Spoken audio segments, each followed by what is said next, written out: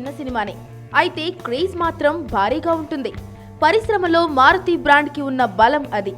ఆయన నిర్మాత అయినా దర్శకుడైనా సినిమాకి ఇదే రకమైన క్రేజ్ వస్తుంటుంది. చిన్న సినిమా అంటే ఇదివరకు చీదరింపులు ఎదురయ్యేవి. ఇప్పుడు వాటిని సైతం బాక్సాఫీస్ ఘనంగా ఆహ్వానించే పరిస్థితి ఏర్పడింది. అందుకు కారణం మారుతినే అని నిస్సందేహంగా చెప్పొచ్చు. మారుతి తీసిన 1-2 సినిమాలకు బూతు అనే ముద్ర పడుండొచ్చు. అయితే ఆయన్ని అదే దృష్టితోనే చూడలేం. తొలి సినిమాలతో పోలిస్తే ప్రేమ కథా చిత్రం పూర్తిగా భిన్నం. భయపెడుతూ నవ్వించే ప్రయత్నం చేశారు. ఈ చిత్రం చక్కటి విజయం సాధించింది.